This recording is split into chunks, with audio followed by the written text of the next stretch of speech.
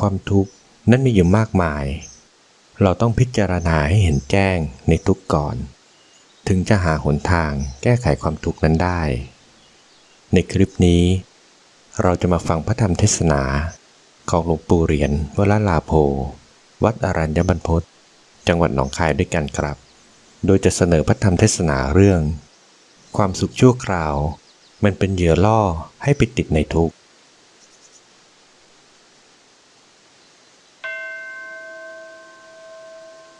ตั้งใจในการที่ได้เดินทางมาตามกำหนดเวลาที่ได้ลาพรรษาไปบำเพ็ญศาสนกิจในภาคกลาง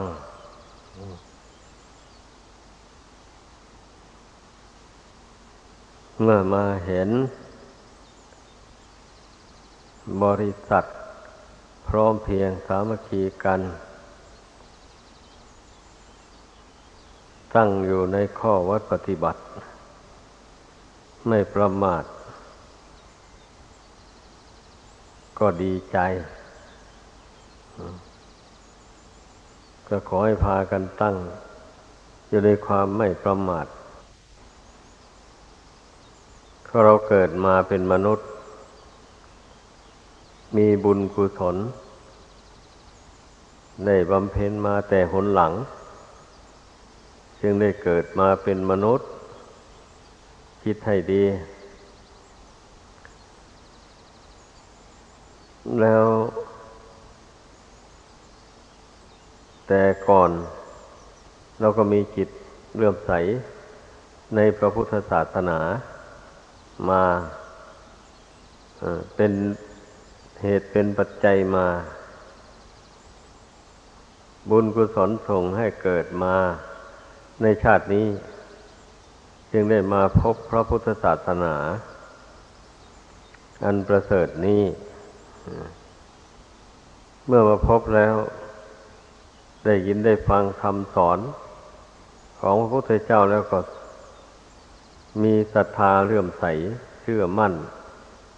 ว่าคำสอนของพระพุทธเจ้านั้นเป็นนิยานิกธรรมนำผู้ประพฤติปฏิบัติตาม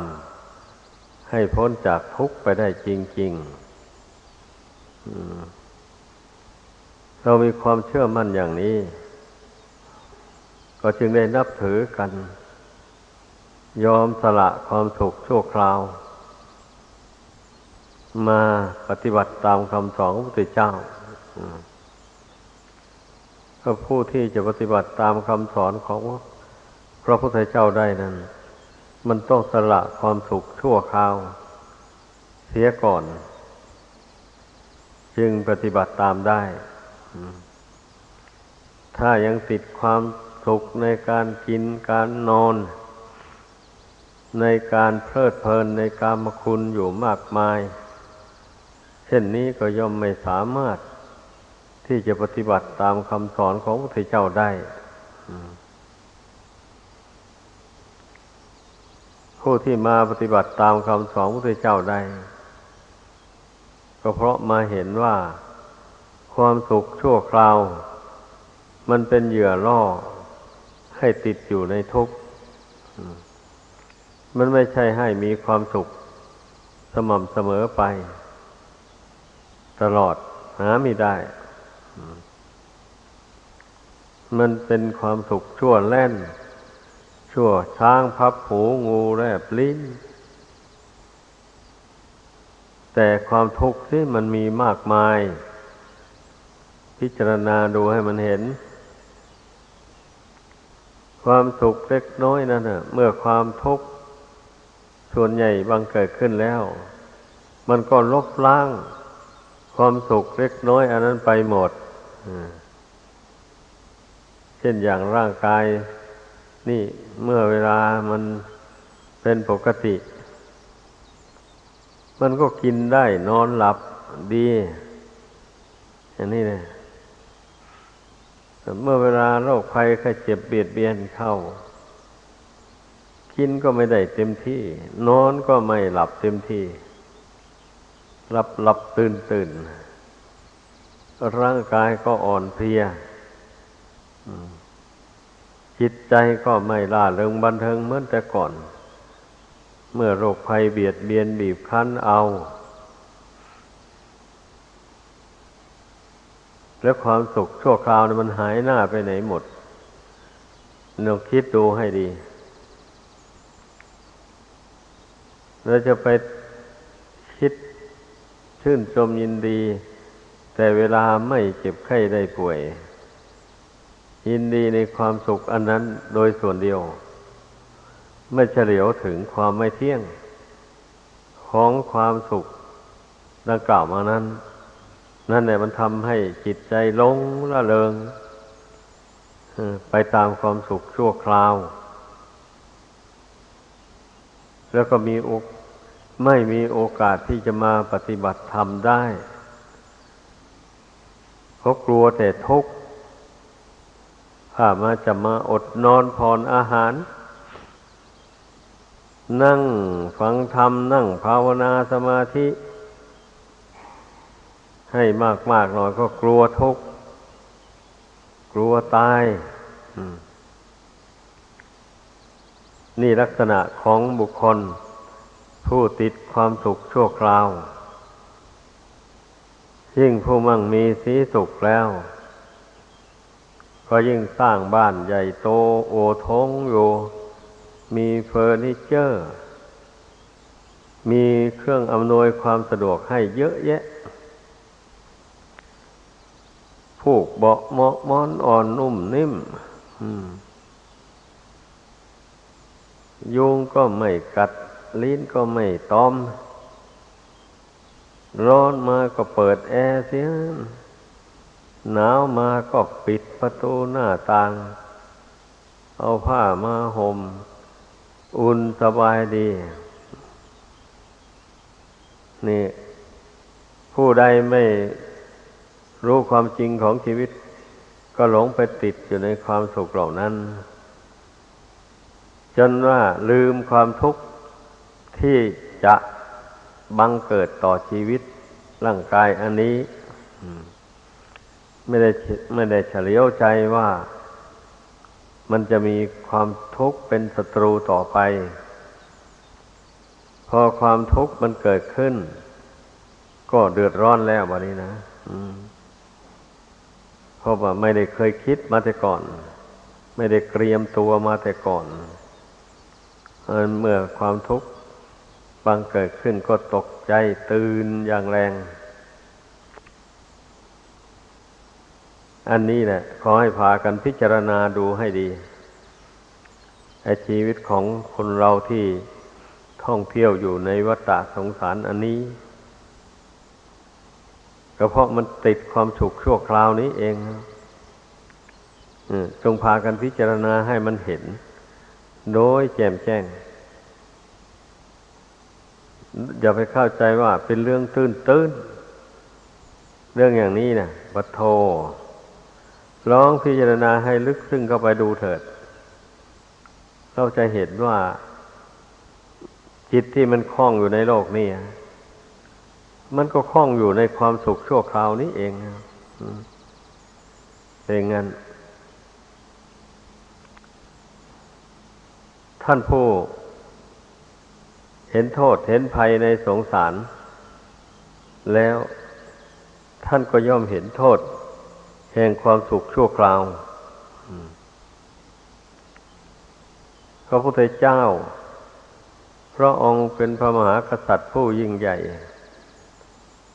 ทรงเสวยสุขสมบัติอยู่ในกบิลพัสนครไม่เดือดร้อนอะไรเลยมีผู้รับใช้มีผู้อำนวยความสะดวกสบายให้นานับประการพระองค์มีพระปัญญาญาณอย่างรู้ว่านี่เป็นความสุขชั่วคราวป้องกันทุกข์ไม่ได้เลยในเมื่อความแก่ความเจ็บความตายมาถึงแล้วความสุขเหล่านี้ก็หายหน้าไปหมด บุคคลมาหลงไหลติดอยู่ในความสุขชั่วคราวนี้แหละจึงได้ประสบความทุกข์อย่างมากมายพระองค์ดำริอย่างนี้แล้วจึงได้มองเห็นว่าการสละเสียซึ่งความสุขชั่วคราวนี้แล้วไปสู่สถานที่สงบสงัดบำเพ็ญทางจิตใจน้อมใจลงสู่ความสงบไม่ยินดีในเมื่อประสบกับความสุขความสบายกายสบายใจไม่ยินร้ายในเมื่อได้ประสบกับความไม่สบายกายไม่สบายใจก็ไม่แสดงอาการทุรนทุรายเสียใจเศร้าโศกไปตามความไม่เที่ยงของร่างกายนั้นพระองค์พยายามบำเพ็ญทางจิตใจสอนใจด้วยพระปัญญาอย่างนี้เสมอไปดังนั้นพระองค์จึงสละความเป็นพระเจ้าแผ่นดินหรือกษัตริย์ผู้ยิ่งใหญ่เที่ยวจาริกนอนกลางดินฉันกลางหญ้ามีร่มไม้เป็นที่อาศัยกันแดดมีถ้ำเป็นที่อาศัยกันลมกันฝนเพราะตอนที่พระองค์เจ้าเสด็จออกบวชครั้งแรกนั้นคนทั้งหลายก็ย่อมมีความรู้สึกในพระองค์ว่าเหมือนนักบวชทั่วๆไปสมัยนั้นเพราะสมัยนั้นมีนักบวชอยู่หลายลัทธิเหมือนกันแล้วก็พระองค์ก็ยังไม่ได้แสดงธรรมให้ใครได้รู้ได้เห็นธรรมดังนั้นจึงไม่มีใครตื่นเต้นว่าเป็นผู้วิเศษวิโสอะไรก็เป็นนักบวชธรรมดาอย่างนั้นแหละพระองค์ก็ยอมเสียสละความสุขอันเป็นของกษัตริย์นั้นได้แล้วก็ไปสู้ทุกข์สู้ยากลำบากจากความเป็นนักบวชเพราะความเป็นนักบวชนี่ทำตัวเป็นคนผู้เดียวไม่เกี่ยวข้องด้วยการครองเรือนไม่เกี่ยวข้องด้วยวงศาคณาญาติมิตรสหายห้อมล้อมบริษัทบริวารอะไรไม่เกาะเกี่ยวทั้งนั้นเลยเพราะพระองค์พิจารณาเห็นแล้วว่าความสุขดังกล่าวมานั้นนะไม่เป็นไปเพื่อความพ้นทุกข์มันสุขชั่วคราวท่านเรียกว่าอามิสสุขสุขอิงอาศัยร่างกายหรืออาศัยวัตถุภายนอกเช่นอาหารผ้านุ่งผ้าห่มที่อยู่ที่อาศัยยุกยาต่างๆหมู่นี้ท่านเรียกว่าอามิสสุขสุขอาศัยวัตถุสิ่งของเมื่อร่างกายมันวิบัติแปรปรวนไปแล้วแม้จะมีอาหารดีๆมารับประทานมันก็ไม่อร่อยเหมือนเดิมมีผ้านุ่งผ้าห่มเนื้อนิ่มเนื้อละเอียดสีสันแวววาวยังไงมานุ่งมาห่มมันก็ไม่สบายเมื่อร่างกายอันนี้มันวิบัติแปรปรวนไปแล้วมีที่อยู่ที่อาศัยโอ้อาอย่างไรก็ตามมันก็ไม่เป็นที่สบายเลยอย่างนี้นะโรคภัยบางอย่างถึงแม้จะมียาวิเศษอะไรมารับประทานมารักษามีหมอผู้รู้ในเรื่องโรคนี้มากมายอย่างไรก็ตาม มันก็หายไม่ได้โรคอันนี้นะมันก็ไม่หาย มันก็เป็นไปตามเรื่องของมันแล้วอย่างนี้เราจะไปอาศัยความสุขกับร่างกายนี่อย่างจริงจังได้ที่ไหนล่ะต้องคิดดูให้ดีพระพุทธเจ้าพระองค์ทรงพิจารณาเห็นอย่างนี้แล้วพระองค์จึงได้ปรงจึงได้วางลงหัดปรงหัดวางลงไปถ้าไม่หัดมันก็ไม่ปรงไม่วางให้เข้าใจการรักษาศีลให้บริสุทธิ์ไม่รู้อำนาจแก่ความอยากความปรารถนาอันมันจะเป็นไปในทางล่วงศีลล่วงธรรมยอมสละชีวิตเพื่อศีลอันนี้ก็เป็นการปรงวางสังขารนามรูปอันนี้ขั้นหนึ่งถ้าไม่ยอมสละความสุขเล็กน้อยอย่างว่านั้นก็รักษาศีลให้บริสุทธิ์ไม่ได้เลยอย่างนี้นะไอ้ศีลของผู้ประพฤติพรหมจรรย์มันก็เข้มงวดกว่าผู้ครองเรือนก็เรารู้ๆกันอยู่แล้วเนี่ยศีลของผู้ประพฤติพรหมจรรย์ต้องมีความสำรวมกายวาจาใจตาหูจมูกลิ้นกายใจไม่ให้ยินดีในเมื่อเวลาได้ประสบอารมณ์ที่น่ายินดีไม่ให้ยินร้ายในเมื่อได้ประสบกับอารมณ์ที่น่ายินร้ายฝึกจิตใจของตนไปอย่างนี้จึงเรียกว่าผู้ประพฤติพรหมจรรย์ถ้าหากว่าผู้ใดไม่ฝึกใจไม่น้อมใจไปอย่างนี้เพียงแต่มีเครื่องนุ่งห่มเครื่องสีเหลืองบ้างสีขาวบ้างเท่านี้แปลว่าตนประพฤติพรหมจรรย์ยังกล่าวว่าผู้ประพฤติพรหมจรรย์เต็มที่ไม่ได้เลยขอให้เข้าใจต้องเป็นผู้ฝึกจิตใจของตนให้เป็นกลางวางใจให้เป็นหนึ่งต่อสิ่งแวดล้อมต่างๆทั้งภายนอกทั้งภายในทั้งหยาบทั้งละเอียดทั้งไกลทั้งใกล้ทั้งอดีตทั้งอนาคตทั้งในปัจจุบันก็ต้องพิจารณาจิตตัวเองว่ามันเป็นกลางอยู่หรือไม่เดี๋ยวนี้หรือมันเอียงไปกับสิ่งใดๆไม่มีใครที่จะรู้ให้ได้มีแต่ตัวเองเท่านั้นแหละรู้เรื่องของตัวเองด้วยตนเองดังนั้นอย่าพากันนอนหลับทับติดอยู่เฉยๆให้เพ่งดูดวงจิตคือความรู้สึกนึกคิดอันนี้เสมอไปว่าในขณะนี้จิตตั้งอยู่อย่างไรมีความรู้ความเห็นอยู่อย่างไรนี่ต้องสังเกตจิตใจตัวเองให้ได้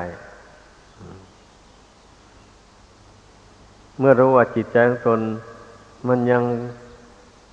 หวั่นไหวไปตามสิ่งแวดล้อมต่างๆทั้งภายนอกภายในดังที่กล่าวมาแล้วอยู่แต่ไม่มากแต่มีความหวั่นไหวไปอยู่อย่างนี้ก็รู้เพราะบางทีนะจิตหวั่นไหวอย่างละเอียดแทบจะไม่รู้ก็มีเดี๋ยวนี้แหละบางคนน่ะหวั่นไหวเอาอย่างจริงจังจนเดือดร้อนใจจึงรู้ตัวอย่างนั้นก็มี ถ้าหวั่นไหวเพียงนิดๆหน่อยๆไม่รู้ตัวนึกว่าตนสบายสบายอยู่อันนั้นแหละมันเป็นชนวนให้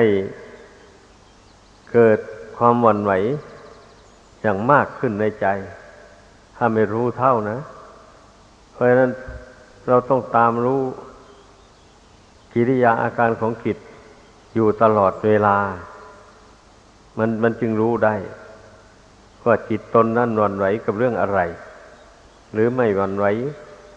มันก็รู้ได้นี่ให้พากันสำเนียกให้ดีเพราะกิเลสมันมีทั้ง3ประเภทอย่างหยาบหนึ่งอย่างกลางหนึ่งแล้วก็อย่างละเอียดหนึ่งอย่างนี้แหละเราต้องรู้ผู้ปฏิบัติธรรมทั้งหลายต้องพิสูจน์จิตใจตัวเองให้ได้ว่ากิเลสอย่างหยาบตนเองละมันได้แล้วหรือยังกิเลสอย่างหยาบอย่างที่เคยพูดมาอยู่บ่อยๆอยู่แล้วว่าราคะความกำหนัดยินดีอย่างแรงกล้าผู้เป็นนักบวชเข้ามาแล้วก็ไม่ภาคเพียรละราคะความกำหนัดยินดีให้เบาบางลงก็เดือดร้อนอยู่ไม่ได้ต้องสึกออกไปอย่างนี้เลยเรียกว่ายังหยาบอันนี้นะเป็นงั้นโทสะความโกรธความหงุดหงิดในจิตใจความไม่พอใจต่อบุคคลหรือว่าสัตว์หรือสิ่งของต่างๆเมื่อนี้นะมันควรรู้ตัวบางคนนะทำงานอะไรไปสมมติว่าจักสานเครื่องใช้ไม้สอยด้วยไม้ไผ่อะไรนี้ทำไปมันไม่ดีพอตามความประสงค์ของตนโกรธขึ้นมาแล้วก็เอามีดพาฟันทิ้งไปเลยอย่างนี้แหละนั่นเรียกว่าโกรธให้สิ่งของที่จริงแล้วสิ่งของเหล่านั้นมันไม่ว่าอะไรมันไม่ว่าอะไรไอ้ตัวเองให้โกรธให้ตัวเองนี่แหละมากกว่าเนี่ยไม่ได้โกรธให้คนอื่นก็โกรธให้ตัวเองว่าตัวเองทำอะไรมันไม่ได้ดังความประสงค์ก็โกรธให้ตัวเองอย่างนี้ก็มีนี่แหละมันต้องตามรู้ตามเห็นให้ทุกแง่ทุกมุมไอ้เรื่องความโกรธก็ดีไม่เช่นนั้นเนี่ยมันก็จะละมันไม่ได้ละไปได้แต่เพียงบางสิ่งบางอย่างบางคนไม่รู้ตัวนะทนโกรธให้สิ่งของหรือโกรธให้การงานที่ทำอะไรไม่สำเร็จลงก็โกรธขึ้นมานี่นึกว่าเป็นเรื่องธรรมดาผมว่าเมื่อเป็นเช่นนี้มันก็คือว่ามันยังรากเหง้าแห่งความโกรธมันยังมีอยู่ยึดไว้อยู่เมื่อมันโกรธให้ตัวเองหรือวัตถุสิ่งของได้มันก็โกรธให้คนอื่นได้อยู่เช่นเดียวกันเป็นอย่างนั้นว่าอย่าว่าแต่ส่วนภายนอกเลยในภายในภาวนาลงไปถ้าใจมันไม่ค่อยสงบได้น้อมใจลงสู่ความสงบนอนยังก็ถอนขึ้นมาแบบพลิกไปผู้มีความโกรธอยู่ในใจมันก็โกรธให้ตัวเองขึ้นมาทำไมเนี่ยมันถึงเป็นอย่างนี้เกิดฉุนเฉียวในใจขึ้นมาอย่างนี้แหละเราต้องรู้ว่าไอ้กิเลสเหล่านี้นะมันติดสอยห้อยตามจิตใจไปทุกเมื่อทุกเวลานาทีดังนั้นทางที่ดีแล้วก็ไม่ต้องโกรธ เอาภาวนาลงไปมันไม่สงบก็ต้องภาคเพียรเอาไม่สงบระยะนี้ต่อไปมันก็คงสงบแน่คงไม่เหลือวิสัยเมื่อเราชอบความสงบอยู่แล้วไอ้ความพุ่งซ่านความวุ่นวายเราไม่ชอบเพราะมันเป็นทุกข์ข้อสำคัญมีตรงนี้เราชอบความสงบว่าเป็นความสุขดังนั้นเมื่อเราต้องการความสุขอย่างนี้เราก็ต้องพยายามทำใจให้สงบลงให้ได้มันจึงจะพบกับความสุขที่แท้จริงความสุขไม่ต้องอิงอาศัยวัตถุสิ่งของใดๆอย่างนั้นอาศัยความเป็นผู้มีสติประคองจิตเตือนจิตให้ละอารมณ์ต่างๆทั้งอดีตทั้งอนาคตทั้งอยู่ในปัจจุบันก็สอนให้จิตละปรงวางลงอย่างนี้นะมันถึงจะเป็นสมาธิได้บางคนก็ไปติดอยู่เรื่องอดีตที่ล่วงมาแล้วพอจิตใจจะรวมลงมันก็นึกถึงเรื่องอดีตอันใดอันหนึ่งมาแล้วจิตก็ถอนบางทีมันก็ติดอยู่เรื่องอนาคตพอใกล้จิตมันจะรวมลงมันก็ไปนึกถึงเรื่องอนาคตที่ยังไม่ถึงอย่างนี้แหละมันจิตใจมันติดมันคล้องอยู่ในอารมณ์ต่างๆมันจึงสงบลงไม่ได้ต้องรู้เมื่อรู้อย่างนี้แล้วก็มีสติห้ามจิตไม่ให้วิตกไปในอารมณ์อันเป็นอดีตที่ล่วงมาแล้วเพราะสิ่งใดล่วงมาแล้วมันก็ดับไปแล้วมันไม่หาได้เกิดขึ้นมาเป็นอย่างนั้นอีกต่อไปไม่เพราะว่ามันล่วงมาแล้วแต่จิตนี่สิมันห่วงมันยึดถือเอาเรื่องอดีตนั่นมาวิตกวิจารอยู่ถ้าจิตไม่วิตกถึงเรื่องอดีตมันก็ดับไปแล้วจะดีจะชั่วยังไงมันก็ดับไปหมดแล้วมันก็ไม่ได้มารบกวนจิตใจให้เป็นทุกข์เดือดร้อนเลยเรื่องอนาคตก็ยังไม่ถึงเมื่อเรื่องยังไม่ถึงแล้วเราจะไปคาดการล่วงหน้าไปว่าวันพรุ่งนี้เราจะทำอันนั้นจะทำอันนี้เราจะไปที่โน้นไปที่นี้อะไรต่างๆหมู่นี้นะมันหาได้เป็นความจริง 100% ไม่เพราะวันรุ่งขึ้นมาแล้วมันอาจเปลี่ยนใจไปทางอื่นเสียทางที่คิดไว้แต่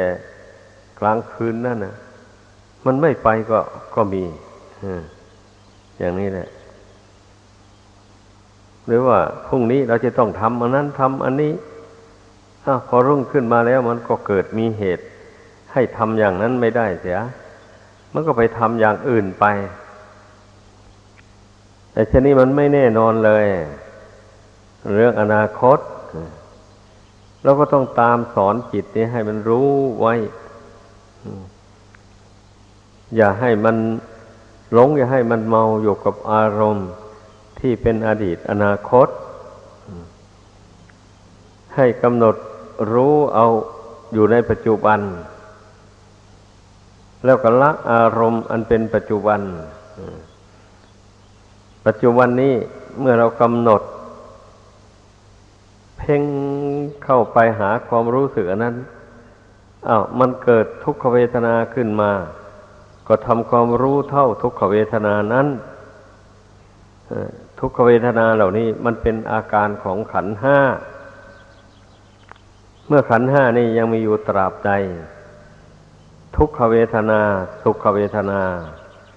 อุเบกขาเวทนานี่มันก็มีอยู่ตราบนั้นแหละมันก็หมุนเวียนกันไปเวทนาสามนี่นะเดี๋ยวทุกข์ดับไปสุ สุขก็เกิดขึ้นมาแทนเดี๋ยวสุขดับไปอุเบกขาความเฉยๆความรู้สึกเฉยๆก็เกิดขึ้นมาแทนนี่นะ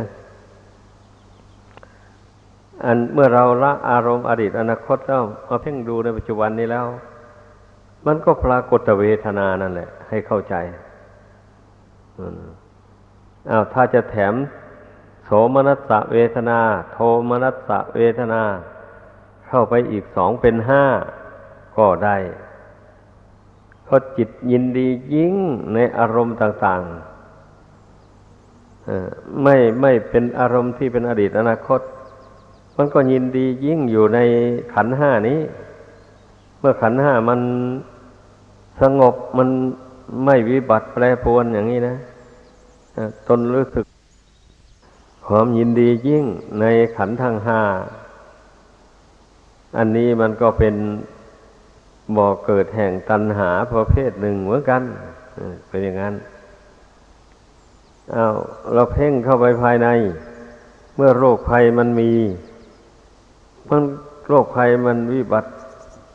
ทำให้ร่างกายนี้วิบัติแปรปรวนสัมผัสกับจิตนี่ก็เกิดความรู้สึกไม่สบายจิตขึ้นมา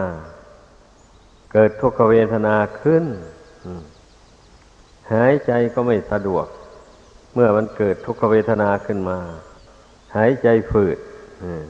อึดอัดอย่างนี้นะนั่นแหละเมื่อเราเพ่งขันธ์5อันเป็นปัจจุบันอยู่อย่างนี้เราจึงได้รู้ได้ว่าเรื่องของขันธ์5มันไม่เที่ยงมันเป็นอย่างนี้แหละมันเกิดขึ้นแล้วก็แปรปรวนดับไปสุขเกิดขึ้นแล้วก็ตั้งอยู่ได้ชั่วระยะหนึ่งสุขก็ดับไปแล้วทุกข์เกิดขึ้นมาแทนทุกข์ตั้งอยู่ชั่วระยะหนึ่งแล้วทุกข์ก็ดับไปแล้วอุเบกขาก็เกิดขึ้นมาแทนอุเบกขาตั้งอยู่ชั่วระยะหนึ่งแล้วดับไปสุขทุกข์ก็เกิดขึ้นมาแทนหมุนเวียนอยู่อย่างนี้เราพิจารณาให้มันเห็นไอ้ความสุขโสมนัสอย่างว่านี่เนี่ยมันเป็นเหตุให้เกิดตัณหาราคะขึ้นมาในใจอย่าไปนึกว่าเป็นของดีเนี่ยต้องเตือนตนมันมีความยินดีมากมันก็เกิดความกำหนัดอะไรต่ออะไรขึ้นมามันเป็นอย่างนั้นถ้ามีความยินร้ายมากมันก็เกิดความทุกข์โทมนัสคับแค้นใจเพราะมันไม่เป็นไปตามใจหวังทุกคนไม่ปรารถนาที่จะให้ร่างกายอันนี้มันเป็นอย่างนั้นมันแปรปรวนไปต่างๆนานานี่นะแต่มันก็เป็นบัดนี้บังคับไม่ได้ผู้ไม่รู้เท่าตามเป็นจริงก็โทมนัสคับแค้นใจอย่างแรงกล้าก็ทำให้จิตฟุ้งซ่านสงบลงเป็นสมาธิไม่ได้นี่ท่านเรียกว่าติดความสุขแล้วก็ติดความทุกข์ทั้งสองอย่างแล้วก็ติดทั้งอุเบกขาไปด้วยฮะนี่ในขณะที่มีความรู้สึกเฉยๆอย่างนี้ก็นึกว่าตนสบายแล้วแล้วก็เผลอตัวแบบนี้นะนิ่งนอนใจเมื่อรู้สึกว่าจิตนั้นเฉยๆอยู่เนี่ยก็ไม่ได้ใช้ปัญญาใคร่ควรพิจารณาอะไรอยู่ไปอยู่มาวันนี้เมื่อความรู้สึกเฉยๆเนี่ยมันหายไปดับไปความสุขความทุกข์เกิดขึ้นมาแล้วความไม่สบายใจก็เกิดขึ้นแล้ววันนี้อย่างนี้นะเพราะฉะนั้นเราต้องเมื่อจิตใจมันสงบลงเป็นกลางอยู่แล้วก็ต้องทำความรู้เท่าความเป็นกลางอันนั้นว่าความเป็นกลางอันนี้มันก็ไม่เที่ยงเหมือนกันเนี่ยมันอาจแปรปรวนดับไปเมื่อไหร่ก็ได้ความเป็นกลางอันนี้นะมันเป็นอย่างนั้นถ้าอย่างนั้นทำไมยังมาสอนให้ทำจิตให้เป็นกลางอย่างนี้นะคำที่ว่าทำจิตให้เป็นกลางนี่ไม่ได้หมายว่าทำใจให้เฉยๆอยู่นั่นนะหมายความว่า เมื่อสุขเกิดขึ้นมาก็ไม่ยินดีต่อความสุขนั้นเมื่อทุกข์เกิดขึ้นมาก็ไม่ยินร้ายต่อความทุกข์นั้นความเจ็บความปวดอะไรเกิดขึ้นมาก็ไม่ดิ้นรนไม่สะดุ้งหวาดกลัวต่อความตายเมื่อรู้แจ้งแล้วว่าร่างกายนี่มันต้องแตกต้องดับแน่นอนทีเดียวเอาความรู้อันไม่หวั่นไหวต่อความแปรปรวนของร่างกายนี่นะนี่แหละคำว่าทำจิตให้เป็นกลางนะให้เข้าใจมันต้องมีปัญญาประกอบอยู่ด้วยความรู้สึกเป็นกลางอันนั้นนะต้องมีปัญญาประกอบอยู่ด้วยเนี่ยให้เข้าใจถ้าเป็นกลางอยู่เฉยๆไม่มีปัญญาประกอบอยู่ด้วยแล้วหน่อยหนึ่งความเป็นกลางมันก็ลบเลือนไปอย่างที่ว่ามานั่นแหละใจก็หวั่นไหวไปเรื่องสุขเรื่องทุกข์เรื่องดีเรื่องชั่วไปอยู่อย่างนั้นดังนั้นนะในชีวิตของคนเราเนี่ย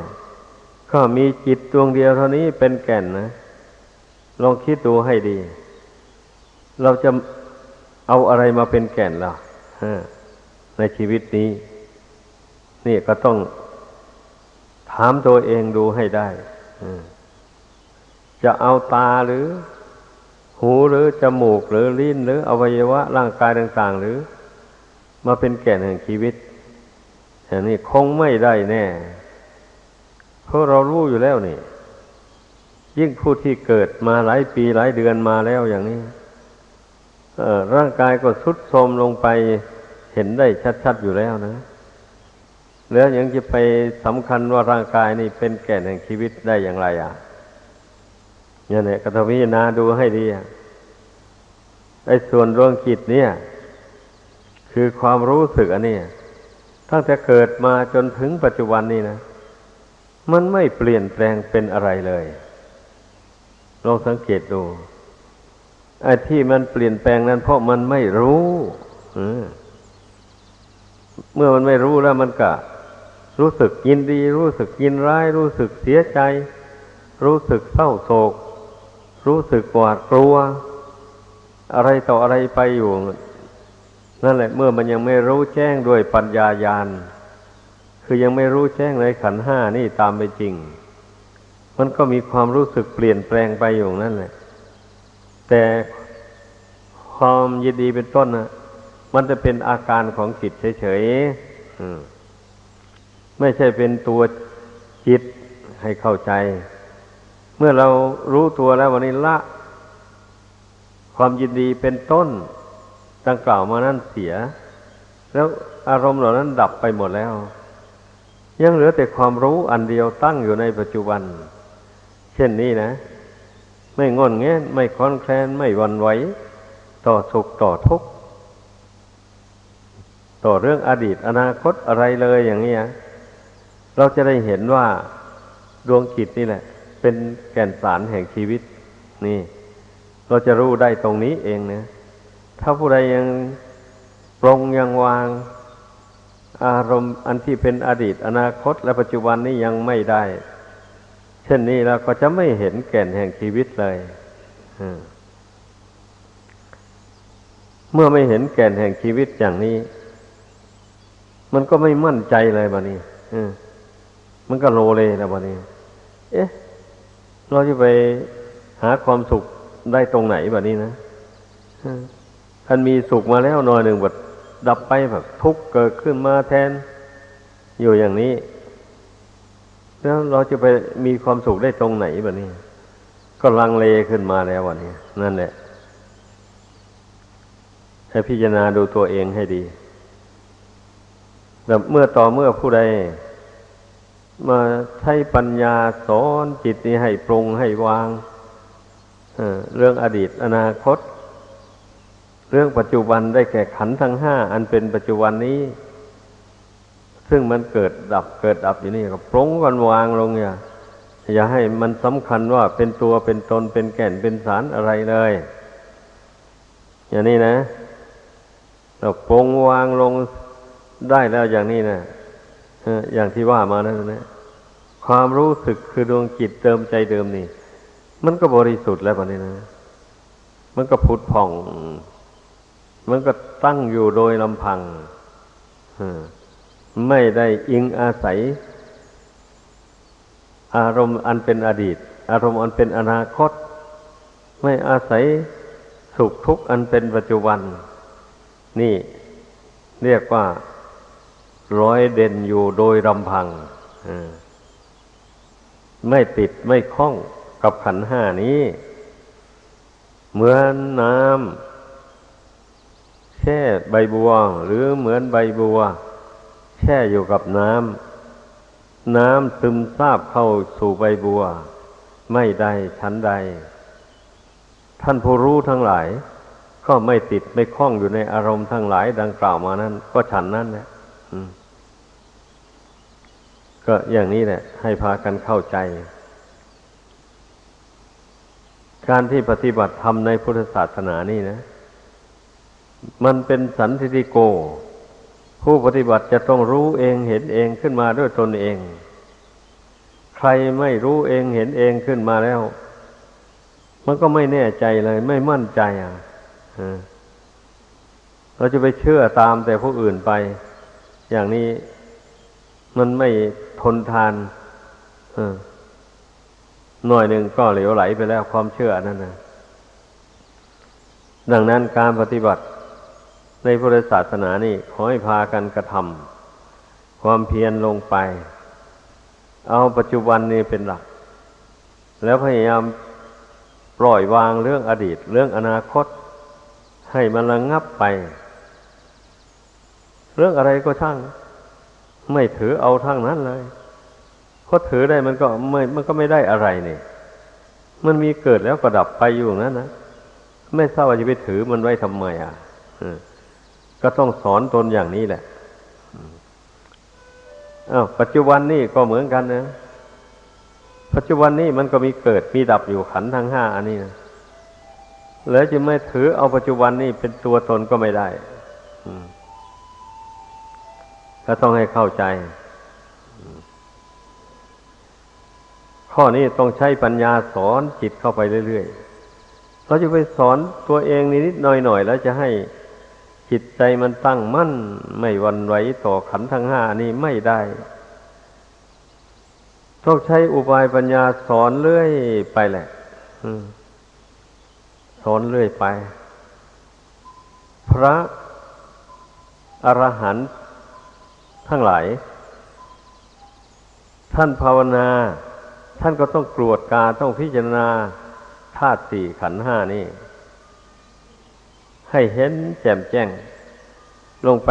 ตามความเป็นจริงแล้วก็ท่านก็หยุดอยู่ด้วยความรู้เท่า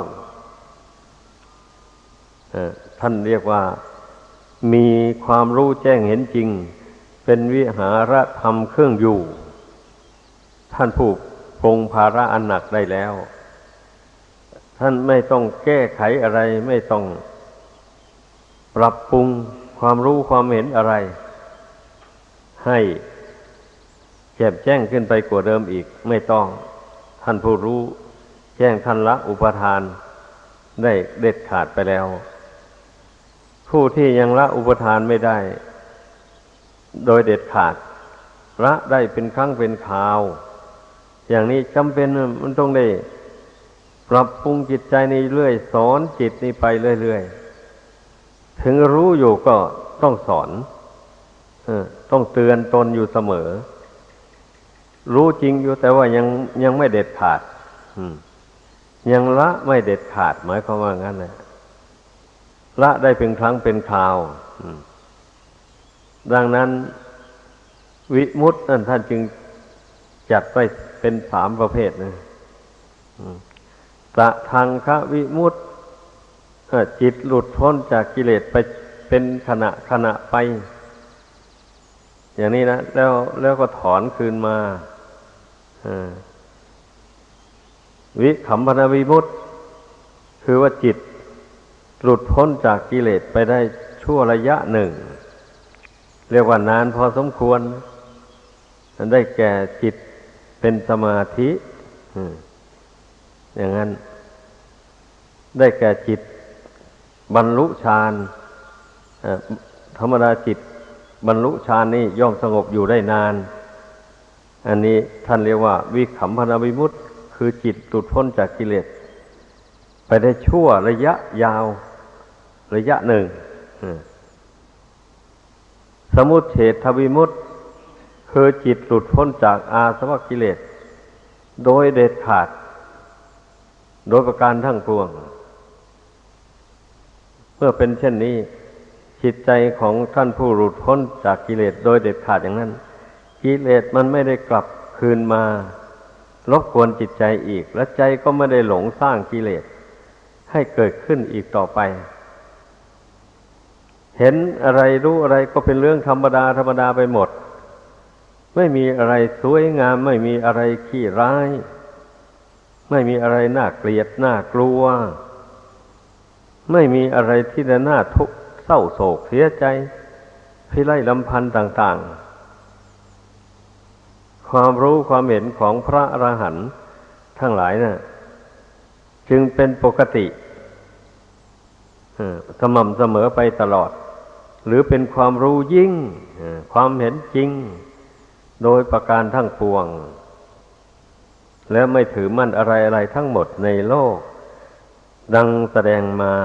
ขอจบลงเพียงเท่านี้